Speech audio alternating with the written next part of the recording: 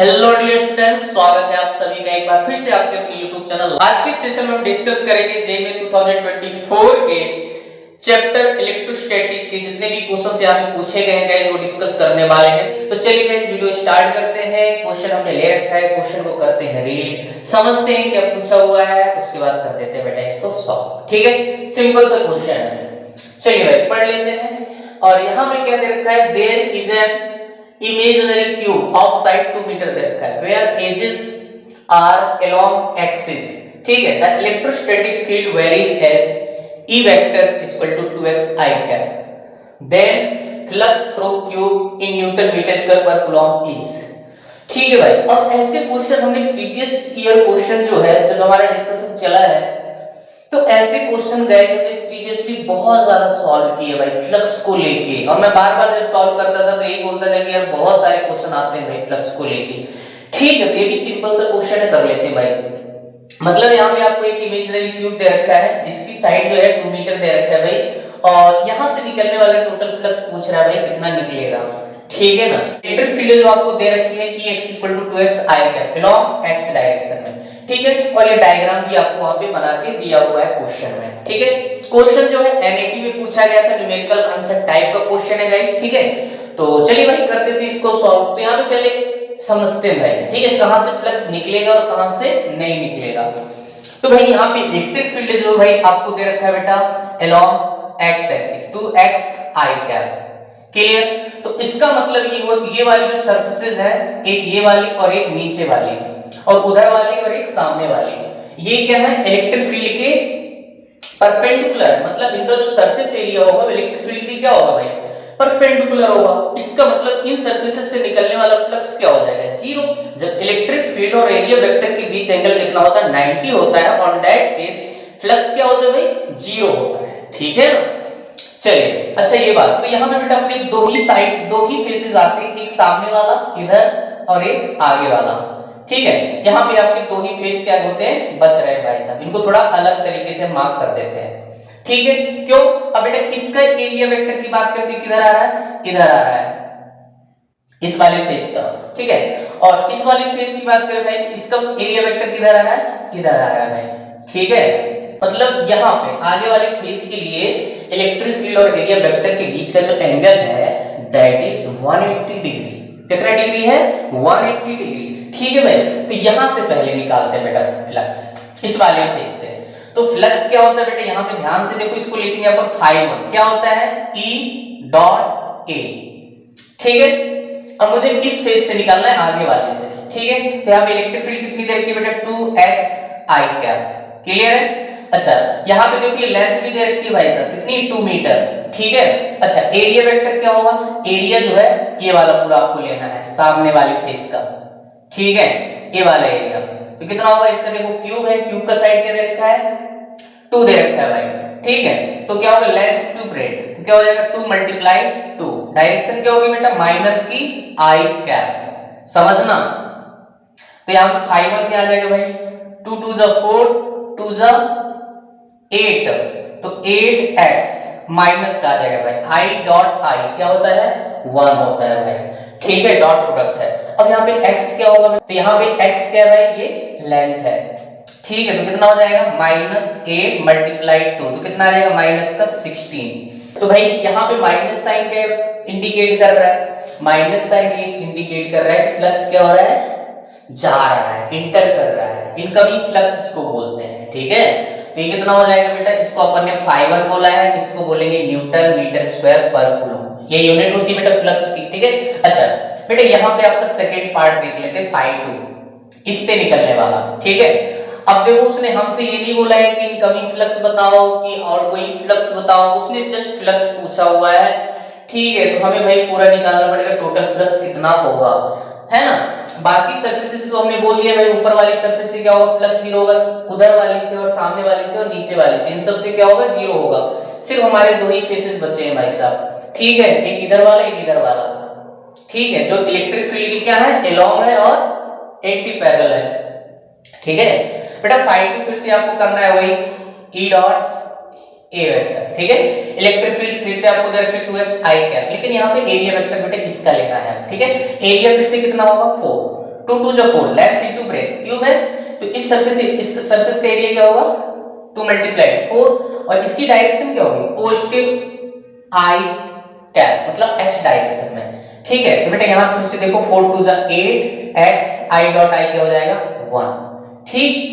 अब ये जो लेंथ होगी ना भाई साहब, ये टोटल लेंथ हम आपको लेनी है कितनी, अब ये जो x होगी ये सिर्फ यहाँ तक x कितनी थी 2 थी, लेकिन अब जो ये x होगी ना भाई साहब ये क्या होगी 2 प्लस 2, टोटल कितनी हो जाएगी 4, ठीक है। तो यहाँ पे क्या करोगे 8 मल्टीप्लाई 4, बात समझ आ रही है। यहाँ पे ये टोटल लेंथ यहाँ से यहाँ तक चल रहा है भाई साहब, इस फेस तक का डिस्टेंस, क्योंकि आपको कोऑर्डिनेट यहाँ पे है, तो यहाँ से यहाँ पे ओरिजिन दे रखा है भाई, ठीक है ना। तो यहाँ से आपको ये डिस्टेंस मेजर करनी x 2 प्लस ये भी 2, तो कितना हो जाएगा टोटल x की वैल्यू 4 हो जाएगी।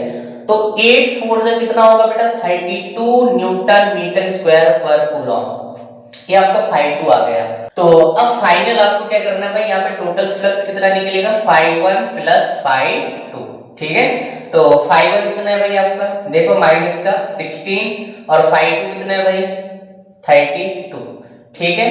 तो phi टोटल जो बेटा आपका निकलेगा that to be 16 newton metre square per coulomb. This is the flux through this imaginary cube, ठीक है। तो आई होप सॉल्यूशन आपको अच्छे से गाइस समझ आया होगा, ठीक है। चलिए बढ़ते हैं बेटा नेक्स्ट क्वेश्चन की तरफ। चलिए भाई तो यहाँ पे सेकंड क्वेश्चन जो आपसे पूछा गया है, क्वेश्चन क्या है, क्वेश्चन को करते हैं read then we will solve it together, ठीक है। क्वेश्चन क्या है, find the potential at the centre of a uniformly charged semi circular wire with a uniform linear charge density of 4 nano coulomb per metre, ठीक है। Options are given and diagram भी आपको ऐसे बना के दिया हुआ है सेमी सर्कुलर वायर टाइप का, और इसके पेरीमीटर पर जो है चार्ज में यूनिफॉर्मली रूप से डिस्ट्रीब्यूटेड है बेटा, इसकी लीनियर चार्ज डेंसिटी आपको दे रखा है, ठीक है। उसने रेडियस वगैरह मेंशन नहीं किया है, लेकिन अपन ने मान लिया भाई सपोज करो इसकी रेडियस क्या है r है, ठीक है। अब सिर्फ यही क्वेश्चन है, इससे रिलेटेड मैं और भी आपको एडवांस में यहाँ पे चीजें देने वाला हूं भाई, ठीक है। चलिए बेटा फिलहाल इस क्वेश्चन को तो अपन सॉल्व करेंगे, लेकिन थोड़े से पहले इसके कॉन्सेप्ट को समझ लेते हैं बेटा, समझो इधर। मान लीजिए सेमी सर्कुलर वायर होंगे, मेरे पास एक कंप्लीट वायर होता पूरा कंप्लीट सर्किल, और इस पे चार्ज में यूनिफॉर्मली रूप से कैसा होता है इस पे डिस्ट्रीब्यूट होता है बेटा, समझो इधर, ठीक है। कॉन्सेप्ट समझ लिए, क्वेश्चन उड़ा दोगे 2 मिनट के अंदर, ठीक है। अगर मैं इसका पोटेंशियल पूछूं भाई कितना होगा सेंटर पे, तो जस्ट क्या करना है आपको, कुछ नहीं करना, देखो चार्ज कहां में फैला हुआ है, सपोज करो इस चार्ज को मैंने क्या बोल दिया क्यू बोल दिया, क्लियर। ये चार्ज पूरा कहां फैला हुआ है बेटा इसके पेरीमीटर में, ठीक है। तो अंदर इस पूरे रीजन में जो बेटा बात करोगे ना पोटेंशियल, तो क्या रहेगा कांस्टेंट रहेगा, that would be kq divided by r, clear है। सिमिलरली अगर मैं इसको क्या कर दूं हाफ कर दूं भाई, ठीक है, और यहाँ पे क्या कर दूं मैं इसको सेंटर बोल दूं, सपोज करो इसकी रेडियस क्या है वही सेम है ना r ले लिया भाई, यहाँ पे चार्ज ऐसे यूनिफॉर्मली रूप से क्या है इस पे डिस्ट्रीब्यूटेड है। अब मैं इसके सेंटर पे कहीं पोटेंशियल पूछूं तो भाई क्या लिखोगे kq डिवाइडेड बाय r, बात समझ आ रही कि नहीं, ठीक है। तो आपको ये वाला केस है। अब देखो यहाँ पे क्या दे रखा है लीनियर चार्ज डेंसिटी वगैरह दे रखा है, तो आपको एक रिलेशन मालूम होता है भाई q इक्वल टू क्या होता है लैम्डा इनटू l, क्या होता है q equal to lambda into l। तो भाई आपको क्या करना है q की जगह क्या लिख दोगे लैम्डा इनटू l। अब यहाँ पे आपको देखना है लेंथ जो होती है ना बेटा ये वाली, अब आपको देखना है कंप्लीट रिंग है ना, मतलब अब यहाँ आपको लेंथ जो लेनी है बेटा अब आपको देखना पड़ेगा कि ये वायर जो है कंप्लीट सर्किल है या सेमी सर्किल है, ये सर्कुलर आर्क है। सर्कुलर आर्क मतलब कुछ ऐसा, सर्कुलर आर्क का मतलब कुछ ऐसा किसी एंगल पे, मान लो एंगल कितना है अल्फा, इसकी रेडियस क्या है r, और यहाँ पे चार्ज कैसे डिस्ट्रीब्यूटेड है ऐसे, बात समझ आ रही है। अगर मैं इसका पोटेंशियल यहाँ पे लिखना चाहूँ तो क्या लिखोगे भाई, समझो इधर, इसको भी देख लो, इसका पोटेंशियल O पे लिखोगे तो क्या आएगा kq डिवाइडेड बाय r आएगा, ठीक है। लेकिन अगर मुझे इसको एंगल के टर्म्स में देखना है अल्फा वायर के टर्म्स में, तो यहाँ पे भाई सर q इक्वल टू क्या होता है आपको मालूम है लैम्डा इनटू l, समझे। लैम्डा क्या होता है charge per unit length, clear. अब बेटा एक रिलेशन आपको और मालूम है, क्या मालूम होता है एंगल इक्वल टू होता है। अब एंगल यहाँ पे कितना दे रखा है अल्फा हमने ले रखा है, ठीक है। तो एंगल इक्वल टू क्या होता है आर्क लेंथ, इसकी क्या है भाई साहब ये arc length l divided by इसकी रेडियस कितनी दे रखी है कैपिटल R, ठीक है। तो हम क्या करेंगे यहाँ पे l की जगह पुट कर देंगे अल्फा इनटू r, बात समझ आ रही है? ठीक है, तो यहाँ पे आप पुट कर दो भाई किसकी जगह, क्यू की जगह क्या लिखोगे, लैम्डा इनटू एल, एल की जगह क्या कर दोगे, alpha into are.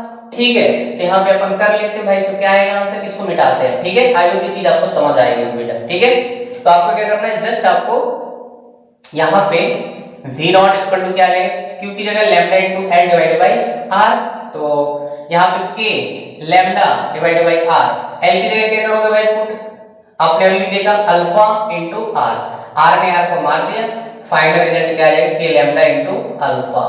This is the potential due to circular arc.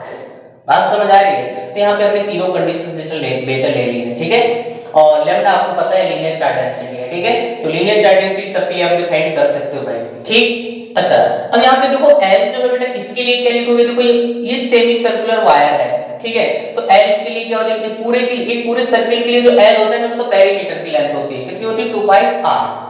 ठीक है, अगर हाफ हो तो L क्या हो जाएगा, आई आर हो जाएगा। जस्ट यही तो करना है भाई। ठीक है, तो आई होप ये चीजें आपको समझ आई होंगी, इन तीनों का आपको पोटेंशियल लिखना आया होगा भाई। ठीक है ना, तो आपसे कुछ भी पूछा जाए तो आपको जस्ट इसका पोटेंशियल लिख सकते हो भाई। ठीक है, तो अंदर वाले रीजन में यहाँ पे क्या रहेगा, कांस्टेंट रहेगा, इसका भी रहेगा k डिवाइड बाय r, और इसका क्या है k डिवाइड बाय r। अगर इसको अल्फा और लैम्डा के टर्म्स में आंसर दोगे तो क्या हो जाएगा, k lambda into alpha. Alpha क्या है, सर्कुलर आर्क में बनाया गया एंगल। क्लियर है? This is the thing. हमारा क्वेश्चन ये बेटा, इसको सॉल्व कर देते हैं। ठीक है, तो आई होप ये चीज आपको अच्छे से समझ आई होगी। ठीक, चलिए बेटा तो देख लेते इसका सॉल्यूशन। तो यहाँ पे देखिए भाई, हमारा फार्मूला यही रहेगा बेटा, v इक्वल टू, देखो अब चार्ज तो हमको दे नहीं रखा है, हमको दे रखा है चार्ज डेंसिटी, है ना, तो ये चीज तो हम यहाँ पुट कर देंगे बेटा, तो कितना हो जाएगा, k cube lambda l divided by r। अब यहाँ पे देखो l क्या है, इसकी लेंथ है। ठीक है, अगर एक कंप्लीट रिंग होता है ना, तो यहाँ पे क्या करते भाई, 2 पाई r करते। अब इसका हाफ है, तो यहाँ पे जस्ट पाई r पुट कर दो, तो k lambda multiply pi r divided by r। r ने r को क्या कर दिया बेटा, मार दिया। ठीक है, k की वैल्यू क्या होती है, 1/4 pi epsilon naught equal to 9 multiply 10 to power 9, ये हो जाएगा भाई।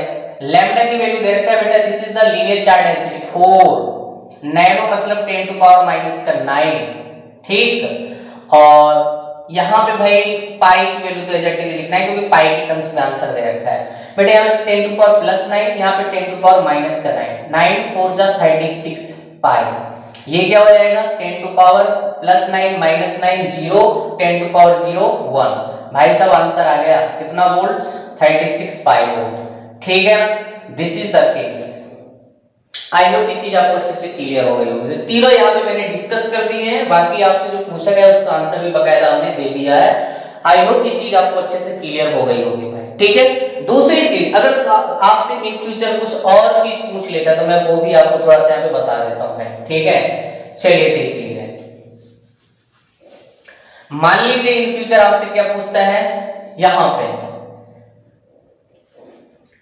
मान लीजिए फ्यूचर में आपसे कुछ ऐसी चीजें पूछता है कि भाई यहाँ पे पोटेंशियल क्या होगा, मान लीजिए इसको सिमेट्रिकली यहाँ पे और रेडियस वगैरह दे रखा है। ठीक है, यहाँ पे ये सेंटर है और आधे में क्या है भाई, प्लस है, और सिमेट्रिकली है ना, और यहाँ पे क्या है, माइनस है। अब सेंटर में पोटेंशियल पूछे तो सबसे क्या बोल दोगे बेटा, 0।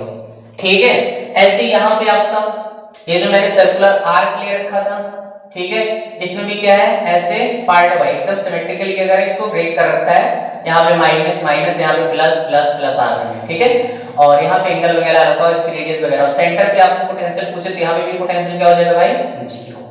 ठीक है, तो ये सारी केसेस जो है आपको याद होनी चाहिए बेटा। ठीक है ना, और आई होप ये चीज आपको अच्छे से समझ आ गई होगी भाई। ठीक है, तो चलिए बेटा बढ़ते हैं आगे। ठीक, चलिए तो चलिए भाई देखते हैं नेक्स्ट क्वेश्चन आपसे क्या पूछा गया है। क्वेश्चन में पूछा है कि electric field due to the dipole at P is capital E and at point capital Q is E divided by K, find value of P आपको फाइंड करना है भाई साहब। सिंपल सा क्वेश्चन, यहाँ पे डायग्राम वगैरह आपको मेंशन करके दिया है भाई, हमने अपनी तरफ से यहाँ पे कुछ भी नहीं किया है, और ये जो क्वेश्चन है NAT टाइप का, न्यूमेरिकल आंसर टाइप है भाई साहब। ठीक है, अब देखो बेटा यहाँ पे जो डाइपोल की डायरेक्शन है that is along positive x direction. ठीक है, और यहां से इलेक्ट्रिक डाइपोल से r डिस्टेंस पे एक पॉइंट P है जहां पे इलेक्ट्रिक फील्ड उसने बताया कैपिटल E, और डाइपोल के परपेंडिकुलर टू r डिस्टेंस पे एक पॉइंट Q है जहां पे इलेक्ट्रिक फील्ड आपको दे रखा है E डिवाइडेड बाय K। ठीक है, तो आपको के की वैल्यू बेटा फाइंड करना है। सिंपल सा क्वेश्चन है। और यहाँ पे जो अपन फार्मूला यूज करेंगे, जो कॉन्सेप्ट यूज करेंगे, मैं आपको बता दूं। Electric field due to dipole moment आप दो तरीके से पढ़ते हो, एक तो उसके एक्सियल पोजीशन पे इलेक्ट्रिक फील्ड कितनी होती है और दूसरा उसके इक्वेटोरियल पोजीशन पे इलेक्ट्रिक फील्ड कितनी होती है। वही रिजल्ट यहाँ पे आपको जस्ट यूज करना है। ठीक है, चलिए देख लेते हैं सॉल्यूशन।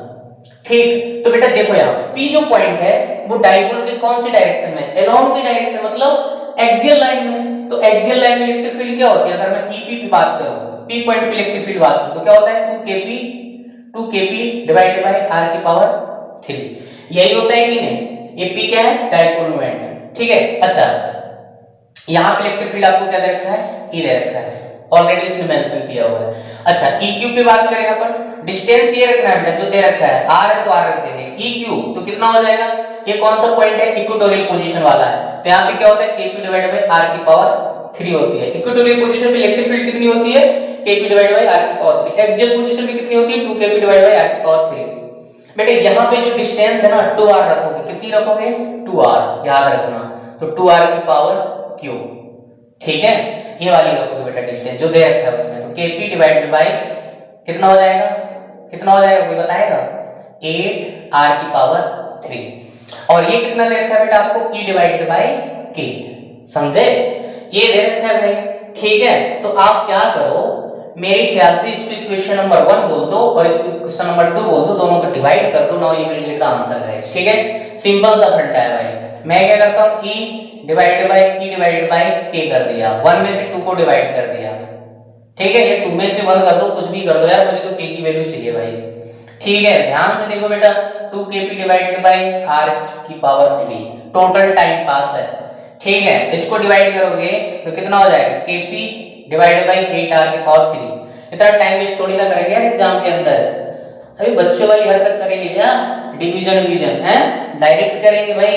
ठीक है ना, अभी तुम्हारे लिए हम इतनी मेहनत कर रहे हैं भाई साहब। ठीक, 8r की पावर 3। और नहीं कई लोग बोलेंगे भाई साहब समझ नहीं आ रहा मास्टर ने क्या कर दिया, समझ रहे हो, स्टेप ही गायब है ना, तो सारे स्टेप हम आपके लिए कर रहे हैं, बाकी एग्जाम के अंदर ये सब टाइम पास नहीं करते बेटा, डायरेक्ट यहाँ पे देखते हैं क्या फाइनल बचेगा, लिखते हैं और आगे बढ़ जाते हैं। केपी ने केपी को मार दिया, आरक्यू ने आरक्यू को मार दिया, यही काम हम पहले भी कर सकते थे, समझ रहे हो। छोटी छोटी मैथ यार आपकी अच्छी स्ट्रांग होनी चाहिए, तुम रोते रहते हो हमसे न्यूमेरिकल नहीं हो रहा तो ऐसे नहीं होते यार, पहले मैथ आपकी अच्छी होनी चाहिए, समझे, छोटी छोटी चीजें, डिवीजन मल्टीप्लिकेशन, है ना, तो ये चीज है बेटा।